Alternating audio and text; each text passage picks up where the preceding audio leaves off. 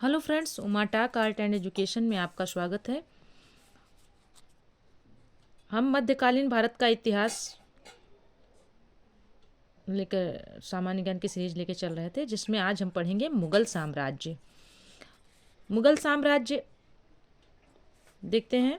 बाबर ने भारत में 1526 ईस्वी में मुगल साम्राज्य को स्थापित किया।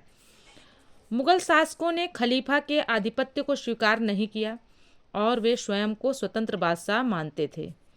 अब देखते हैं, बाबर से शुरू होता है ये।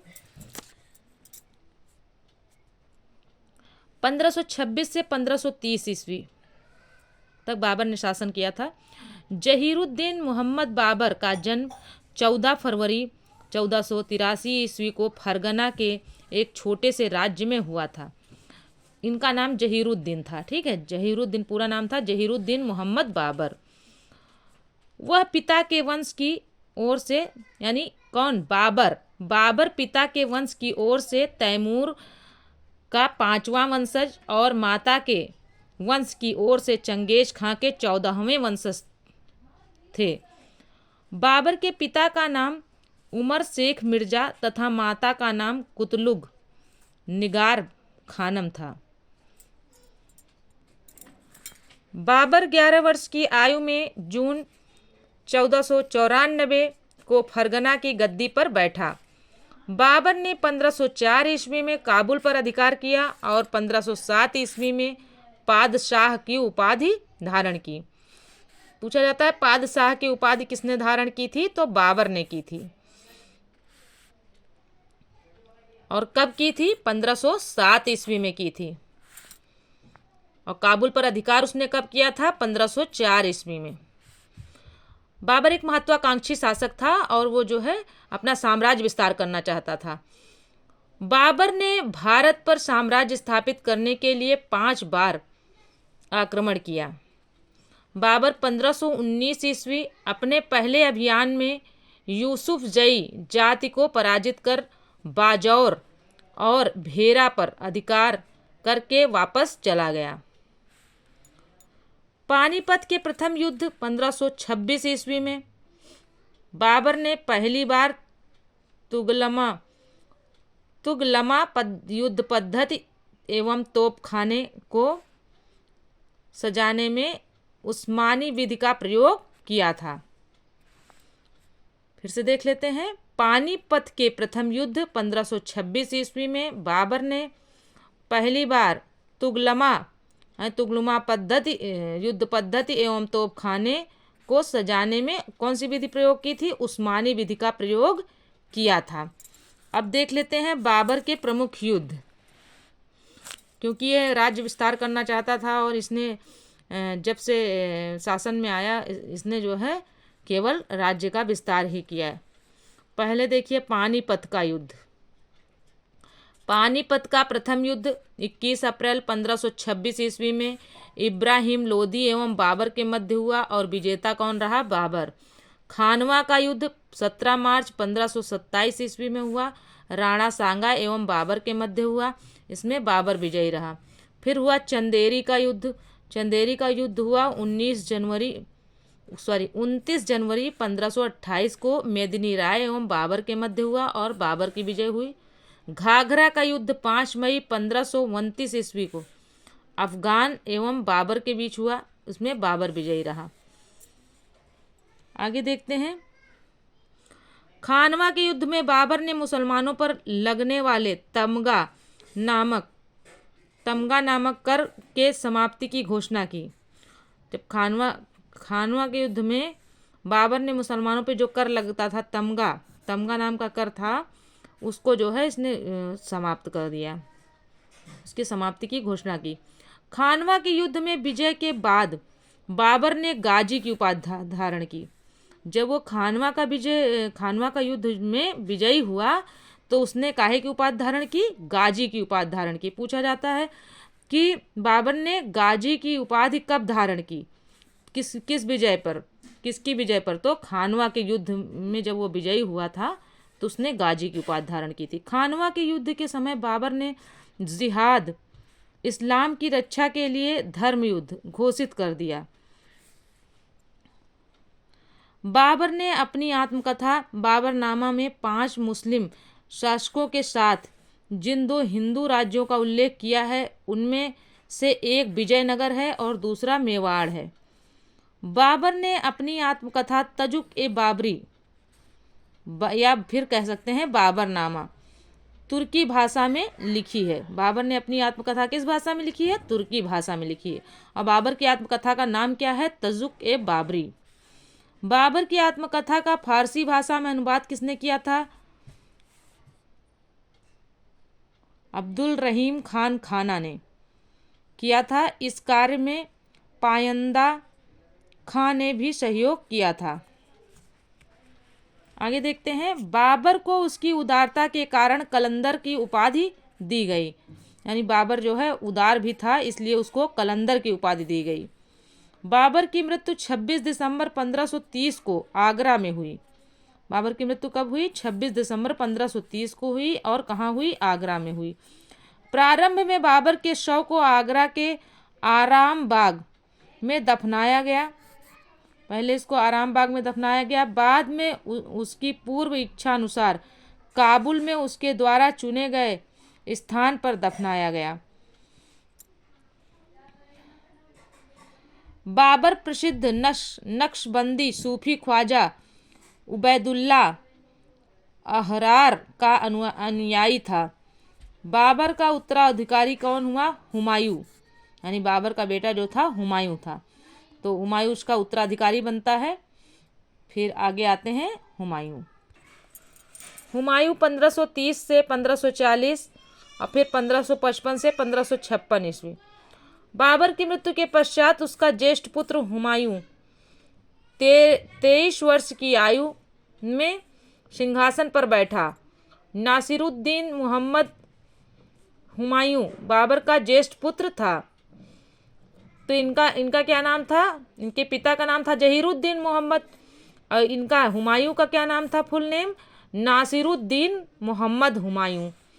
हुमायूं 1508 ईस्वी में काबुल पैदा हुआ था, मतलब काबुल में पैदा हुआ था।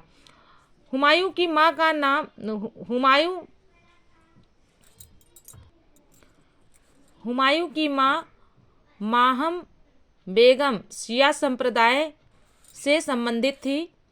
हुमायूं ने राज्य के बंटवारे में अपने भाई कामरान को काबुल और कांधार, मिर्जा अस्करी को संभल, मिर्जा हिंदाल को अलवर व मेवात की जागीरें दी। अलवर व मेवात की जागीरें दी। आगे देखते हैं। अपने चचेरे भाई सुलेमान मिर्जा को हुमायूं ने बदख्शां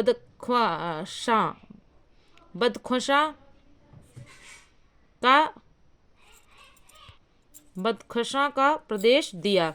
हुमायूं का समकालीन अफगान नेता शेर खां था, जो इतिहास में शेर शाह सूरी के नाम से विख्यात हुआ।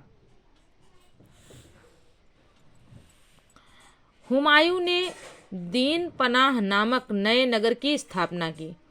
हुमायूं ने कौन से नगर की स्थापना की थी? दीन पनाह नामक नगर की स्थापना की थी। हुमायूं के प्रमुख युद्ध आइए देख लेते हैं। चौसा का युद्ध कौन से वर्ष में हुआ था? 26 जून 1539 यानी 1539 में हुआ था। पक्ष कौन कौन से थे? शेर खां और हुमायूं के बीच हुआ था। और विजेता कौन रहा? शेर खां, वही जो नेता था शेर शाह सूरी जिसको कहते हैं। बिलग्राम का युद्ध 17 मई 1540 में हुआ। शेर खां व एवं हुमायूं, इसमें भी शेर खां की विजय हुई। चौसा के युद्ध में विजयी होने के पश्चात शेर खां ने शेर शाह की पदवी धारण की थी। यहाँ पर एक चीज और जान लीजिए, ये जो बिलग्राम का युद्ध है इसको कन्नौज का युद्ध भी कहते हैं। ठीक है, कहीं कन्नौज का युद्ध लिखा आ जाए तो कंफ्यूज मत होइएगा। तो बिलग्राम युद्ध में या कन्नौज युद्ध में शेर खां ने हुमायूं को पराजित कर आगरा एवं दिल्ली पर अधिकार कर लिया। बिलग्राम युद्ध में पराजय के पश्चात हुमायूं सिंध व बाद में ईरान चला चला गया। वह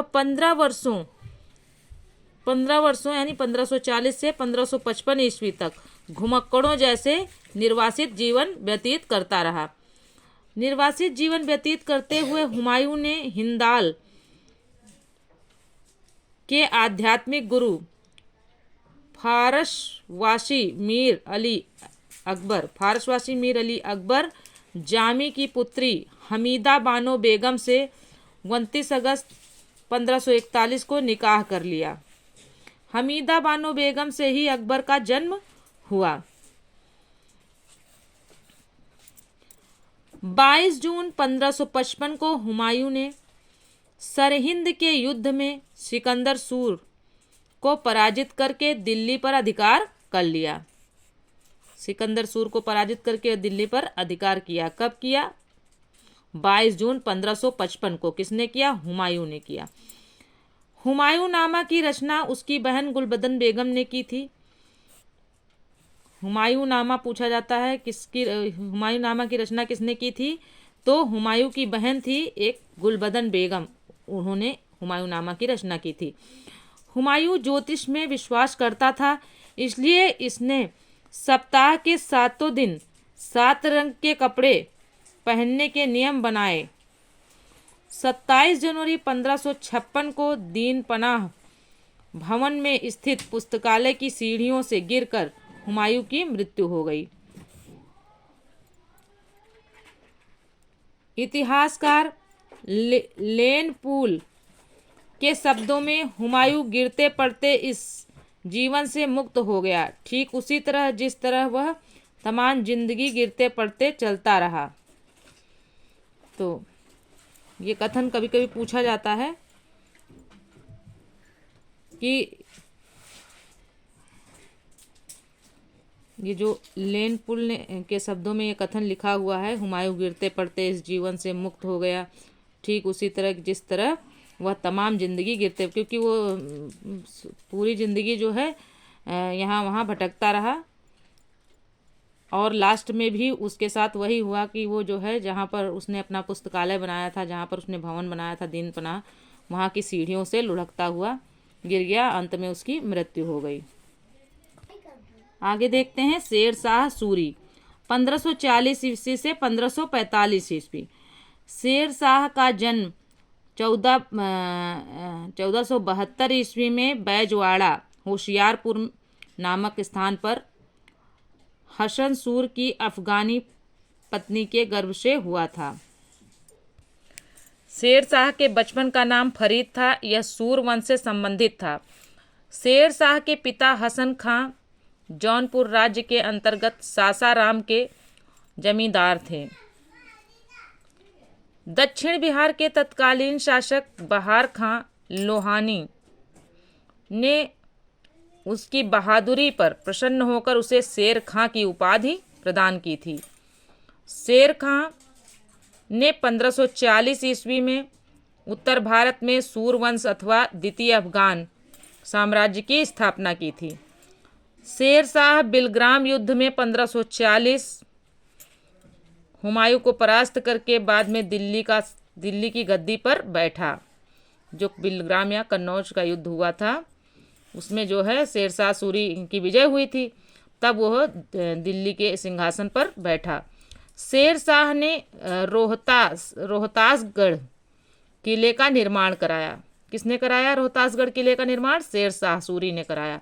शेर शाह ने 1543 से 44 ईस्वी में मालदेव को हराकर अजमेर, जोधपुर, मेवाड़ पर अधिकार कर लिया। शेर शाह का अंतिम युद्ध अभियान 1545 ईस्वी में कालिंजर को माना जाता है। कालिंजर अभियान के समय 22 मई 1545 को उक्का नामक आग्नेयास्त्र चलाते समय विस्फोट होने से शेर शाह की मृत्यु हो गई। आगे देखते हैं। इस अभियान के समय कालिंजर पर कीरत सिंह शासन करता था। कालिंजर पर कौन शासन करता था? कीरत सिंह।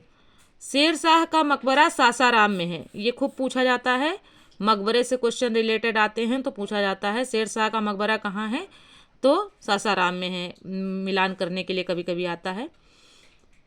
तो सासाराम में झील के बीच में ऊंचे टीले पर निर्मित है। शेर शाह ने अपनी शिक्षा जौनपुर में ग्रहण की, जो उस समय उच्च शिक्षा का महत्वपूर्ण केंद्र था। शेर शाह सूरी को साम्राज्य निर्माण एवं प्रशासक के रूप में अकबर का पूर्वगामी माना जाता है। शेर शाह द्वारा रोहतासगढ़ किला ए कुहना दिल्ली नामक मस्जिद का निर्माण करवाया गया। अब है शेर शाह सूरी ने दिल्ली स्थित पुराना किला के भवनों का निर्माण करवाया। दिल्ली में स्थित जो है पुराना किला के भवनों का निर्माण करवाया था। शेर शाह सूरी ने भूमि माप के लिए 30.36 इंच वाला गज ए सिकंदरी एवं सन की डंडी का प्रयोग किया। शेर शाह ने घोड़ों को दागने और सैनिकों की हुलिया लिखने की प्रथा वो प्रारंभ किया था। किसने? शेर शाह ने। शेर शाह ने कबूलियत एवं पट्टा प्रथा की शुरुआत की। किसकी? कबूलियत और पट्टा प्रथा की शुरुआत किसने की थी? शेर शाह ने। शेर शाह ने चांदी का रुपया एवं तांबे के दाम चलाए। चांदी का रुपया किसने चलाया था? शेर शाह सूरी ने। और दाम किसने चलाया था तांबे के? शेर शाह सूरी ने। शेर शाह ने 1541 ईस्वी में पाटलिपुत्र को पटना के नाम से पुनः स्थापित किया। शेर शाह ने बंगाल के शासक नुसरत शाह को पराजित कर हजरत ए आला की उपाधि धारण की। हजरत ए आला की उपाधि धारण की किसने की? शेर शाह सूरी ने। किसको हराया था? नुसरत शाह को। शेर शाह सूरी ने मारवाड़ के युद्ध में राजपूतों के शौर्य पराक्रम से प्रभावित होकर कहा कि मैंने एक मुट्ठी भर बाजरे के लिए अपना साम्राज्य खो दिया होता। उस समय यहाँ का शासक मालदेव था। फ्रेंड्स, आगे देखने से पहले ये बॉक्स देख लेते हैं। एक क्वेश्चन है, कालिंजर युद्ध अभियान के समय उक्का नामक आग्नेयास्त्र से गोला फटने के कारण शेरशाह सूरी की मृत्यु हो गई। शेरशाह का मकबरा कहाँ स्थित है? अभी मैंने बताया था ना कि ये क्वेश्चन बहुत इंपॉर्टेंट है, बार बार पूछा जाता है, तो आप इसका जवाब जो है कमेंट बॉक्स में दीजिएगा। आगे देखते हैं फ्रेंड्स। शेर शाह का उत्तराधिकारी उसका पुत्र इस्लाम शाह हुआ। इस्लाम शाह ने उत्तर पश्चिम की सीमा की सुरक्षा के लिए वहां पर 5 किलों की एक श्रृंखला खड़ी की। ये किले शेरगढ़, इस्लामगढ़, रशीदगढ़, फिरोजगढ़ और मानकोट में थे। इनको संयुक्त रूप से मानकोट के किले कहा जाता था। नोट, मलिक मोहम्मद जायसी शेर शाह के समकालीन थे। मलिक मोहम्मद जायसी, जिनका नाम आप लोगों ने बहुत सुना होगा। आइए नोटेड पॉइंट फिर से देख लेते हैं। मलिक मोहम्मद जायसी शेर शाह के समकालीन थे, यानी शेर शाह सूरी के समकालीन कौन थे? मलिक मोहम्मद जायसी। ये मलिक मोहम्मद जायसी वही हैं जो हिंदी के राइटर हैं पद्मावत के। पद्मावत एक पुस्तक थी ना, उसी के राइटर हैं मलिक मोहम्मद जायसी। आइए देख लेते हैं अकबर। 1556 से 1605 ईस्वी तक इनका शासनकाल रहा। अकबर का जन्म 15 अक्टूबर 1542 ईस्वी को हुमायूं की पत्नी हमीदा बानू बेगम के गर्भ से अमरकोट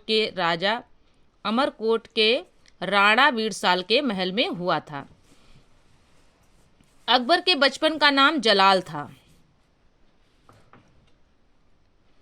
हुमायूं की मृत्यु के समय अकबर पंजाब में था। अकबर का राज्याभिषेक 13 वर्ष की आयु में 14 फरवरी 1556 को कालानौर में उसके संरक्षक बैरम खां द्वारा ईंटों के सिंहासन पर किया गया। अकबर जलालुद्दीन मोहम्मद अकबर बादशाह गाजी की उपाधि से राज सिंहासन पर बैठा। इसका पूरा नाम क्या था? जलालुद्दीन मोहम्मद अकबर। अकबर का शिक्षक ईरानी विद्वान अब्दुल लतीफ़ को बनाया गया। 1556 ईस्वी से 1560 ईस्वी तक बैरम खां अकबर का संरक्षक रहा। मतलब अकबर का संरक्षण किसने किया था, यानी इनके संरक्षक कौन थे, बैरम खां थे। बैरम खां की हत्या मक्का तीर्थ यात्रा के दौरान गुजरात में अफगानी व्यक्ति द्वारा कर दी गई थी। साम्राज्य विस्तार के संदर्भ में अकबर ने सबसे पहला आक्रमण 1561 ईस्वी में मालवा के शासक बाज बहादुर पर किया। मुगल सेना ने चांद बीबी के प्रबल विरोध का सामना करने के बावजूद 1600 ईस्वी में अहमदनगर पर विजय प्राप्त की। अब्दुल रहीम को खानखाना की उपाधि प्रदान की गई। अकबर द्वारा किए गए महत्वपूर्ण कार्य। अब अकबर ने क्या क्या कार्य किए और किस वर्ष में किए, आइए देख लेते हैं। दास प्रथा का अंत किया 1562 ईस्वी में। फिर पर्दा शासन का अंत किया 1562 ईस्वी में। तीर्थ यात्रा कर की समाप्ति की 1563 ईस्वी में। जजिया कर की समाप्ति की 1564 ईस्वी में। फतेहपुर सीकरी की स्थापना एवं आगरा से फतेहपुर सीकरी राजधानी परिवर्तन भी किया 1571 ईस्वी में। इबादत खाना की स्थापना यानी पूजा गृह 1575 ईस्वी में कराया। मजहर की घोषणा कराई 1579 ईस्वी में। दीन इलाही की स्थापना कराई 1582 ईस्वी में। इलाही संवत की शुरुआत की 1583 ईस्वी में। आगे देख लेते हैं। 5 नवंबर 1556 को अकबर एवं हेमू के बीच पानीपत का दूसरा युद्ध हुआ। यूसुफ जाइयों के हमले में राजा बीरबल की मृत्यु हो गई। अकबर ने गुजरात विजय की स्मृति में राजधानी फतेहपुर सीकरी में बुलंद दरवाजा का निर्माण कराया। अकबर ने जब जो है गुजरात को जीता था, यानी गुजरात विजय की याद में जो है उसने क्या बनाया, अपनी राजधानी फतेहपुर सीकरी में बुलंद दरवाजे का निर्माण कराया। अकबर के समय में 1595 ईस्वी में कंधार प्रांत पहली बार मुगल आधिपत्य में आया था। अकबर की राजपूत नीति दमन और समझौते पर आधारित थी। अकबर ने दक्षिण के राज्यों में खानदेश को 1601 ईस्वी में जीता था। अकबर के समय में पहला विद्रोह 1564 ईस्वी में उज्बेकों द्वारा किया गया। हल्दी घाटी के युद्ध 1576 ईस्वी में अकबर का सेनापति मान सिंह था। अकबर ने अजमेर के राजा भारमल के पुत्र भगवान दास को अमीर उल उमरा की उपाधि प्रदान की थी। गुजरात विजय के समय अकबर ने पहली बार समुद्र दर्शन किया तथा पुर्तगालियों से मिला। अकबर 1582 ईस्वी में प्रारंभ किए गए दीन इलाही धर्म का प्रधान संरक्षक था। अकबर ने जो है दीन इलाही नामक एक धर्म चलाया था, जो कि कब चलाया था, 1582 ईस्वी में चलाया था, और इसका वो प्रधान संरक्षक भी था। अबुल फजल दीन इलाही धर्म का मुख्य पुरोहित था और उसने अकबरनामा ग्रंथ की रचना की थी। अकबरनामा किसने लिखा था, अबुल फजल ने लिखा था, और दीन इलाही धर्म का मुख्य पुरोहित भी अबुल फजल था। अब नोटेड पॉइंट में देख लेते हैं। स्मिथ महोदय ने कहा है, दीन इलाही अकबर की मूर्खता का स्मारक है, उसकी बुद्धिमत्ता का नहीं। ये कथन पूछा जाता है कि दीन इलाही अकबर की मूर्खता का स्मारक है, उसकी बुद्धिमत्ता का नहीं। ये किसने कहा था, तो स्मिथ महोदय ने कहा था। अबुल फजल का बड़ा भाई फैजी अकबर के दरबार में राजकवि के पद पर आसीन था। बीरबल दीन इलाही धर्म स्वीकारने वाला पहला एवं अंतिम हिंदू था। दीन इलाही धर्म किसने स्वीकार किया था, बीरबल ने, जो कि पहला और अंतिम हिंदू था।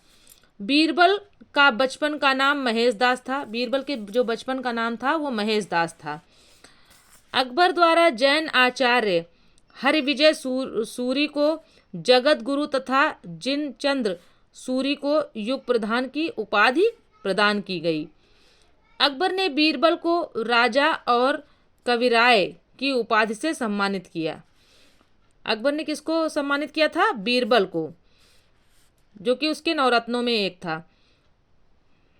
बीरबल को राजा और कविराय की उपाधि दी थी।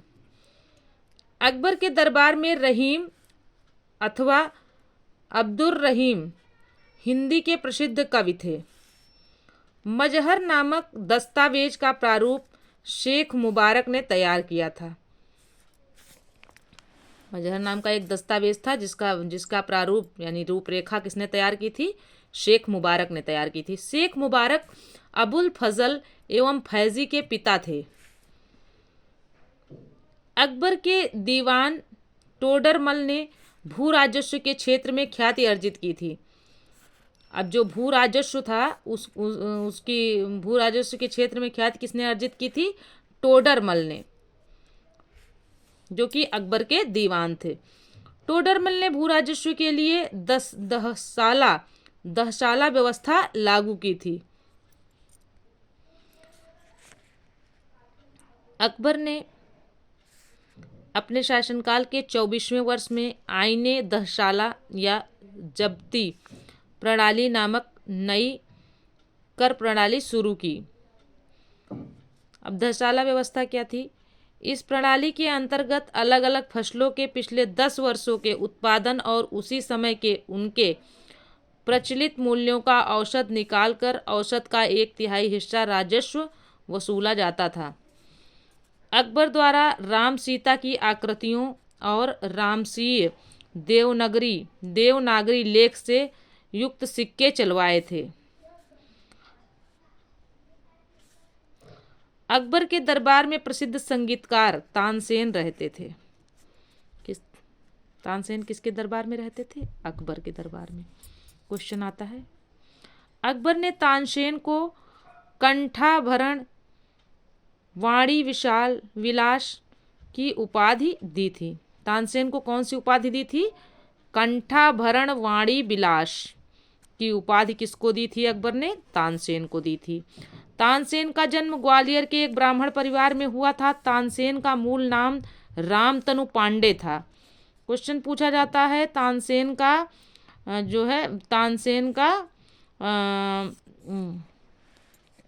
मूल नाम क्या था? रामतनु पांडे था। तानसेन की प्रमुख कृतियां मियाँ की ठोड़ी, मियाँ की मल्हार, दरबारी कान्हरा और मियाँ का सारंग आदि हैं। अकबर के समय में स्वामी हरिदास एक महान संगीतकार थे। वे वृंदावन में रहकर भगवान कृष्ण के लिए गीत गाते थे।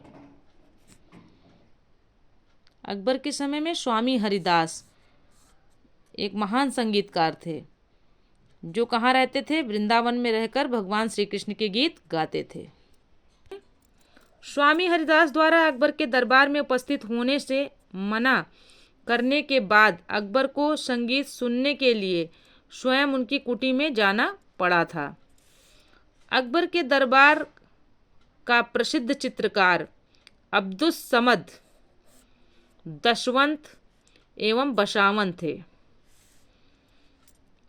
बाज बहादुर, बाबा रामदास एवं बैजू बावरा अकबर के शासनकाल के प्रमुख संगीतकार थे। कौन कौन? फिर से देख लेते हैं। बाज बहादुर, बाबा रामदास एवं बैजू बावरा अकबर के शासनकाल के प्रमुख संगीतकार थे। अकबर के शासन प्रणाली की प्रमुख विशेषता मनसबदारी व्यवस्था थी। मनसबदारी व्यवस्था मध्य एशिया से ग्रहण किया गया और इसकी प्रेरणा खलीफा अब्बा सईद से मिली थी।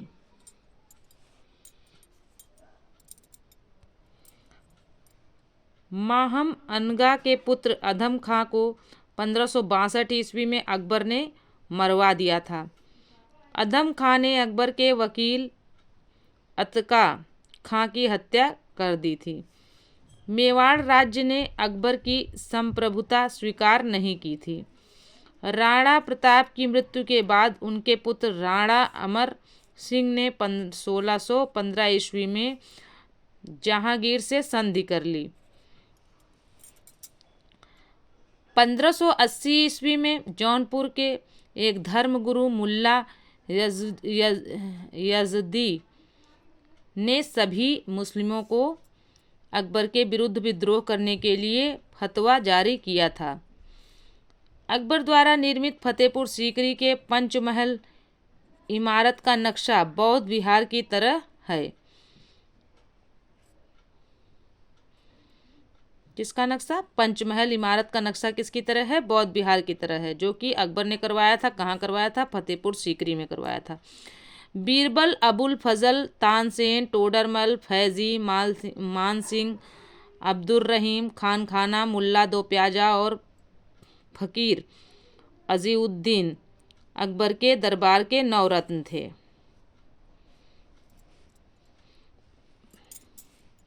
आगे है, जहांगीर के निर्देश पर दक्षिण से आगरा आते समय 1602 ईस्वी में वीर सिंह बुंदेला नामक सरदार ने अबुल फजल की हत्या कर दी थी।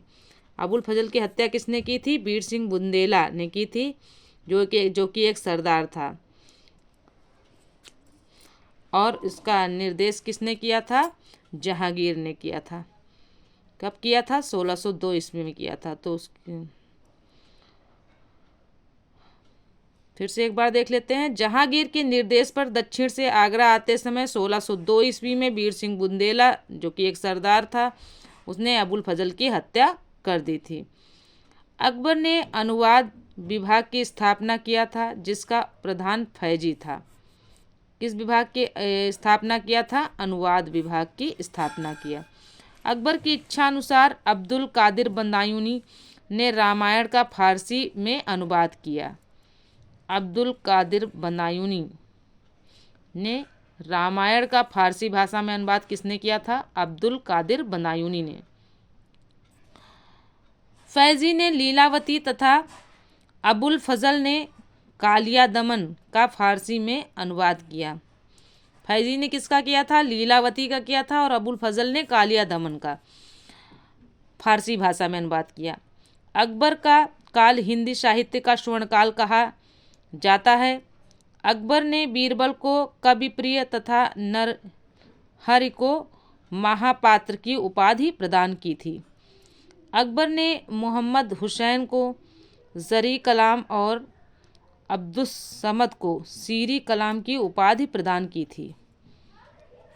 मोहम्मद हुसैन को किसकी उपाधि दी थी? जरी कलाम की। और अब्दुस समद को सीरी कलम की उपाधि प्रदान की थी। अकबर के समकालीन प्रसिद्ध सूफी संत शेख सलीम चिश्ती थे। शेख सलीम कौन थे? अकबर के समकालीन शेख सलीम जो है सूफी संत थे। अकबर इंग्लैंड की रानी एलिजाबेथ फर्स्ट का समकालीन था।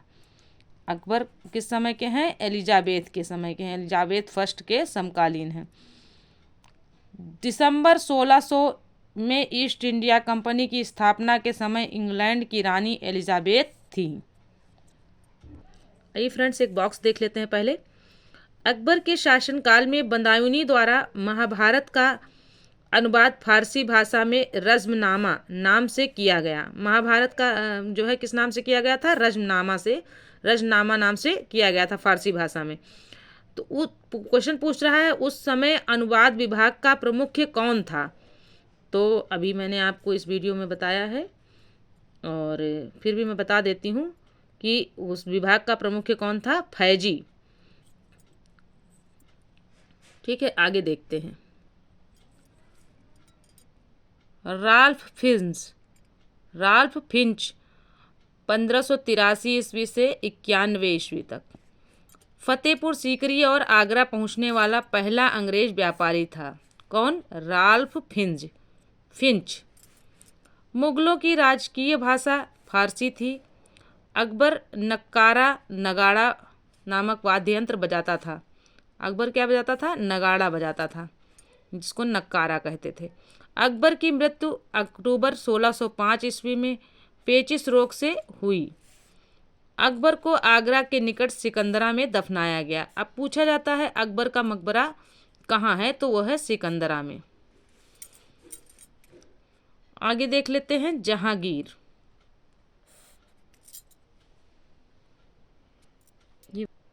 हेलो फ्रेंड्स, ये वीडियो थोड़ा सा बड़ा हो रहा है, इसलिए जहांगीर वाला पार्ट हम आपको अगले वीडियो में देंगे, इसका बताएंगे आगे दे। ये फ्रेंड्स, जो कुछ लोग परेशान थे कि कौन सी बुक से मैम पढ़ा रही हैं, बुक बहुत अच्छी है और मुझे चाहिए और ऐसा वैसा, तो जो भी है, तो जिन लोगों को ये बुक की ज़रूरत है फ्रेंड्स, ये उसका मुख्य फ्रंट पेज है, देख लीजिए।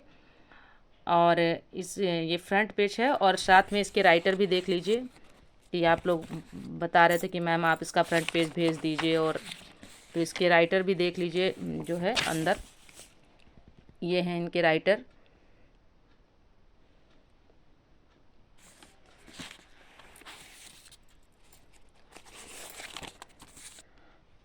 ओके फ्रेंड्स, तो फिर मिलते हैं अगले वीडियो में, तब तक के लिए जय हिंद, जय भारत। वीडियो पसंद आए तो चैनल को सब्सक्राइब करें, वीडियो को लाइक करें और अपने दोस्तों में शेयर करें।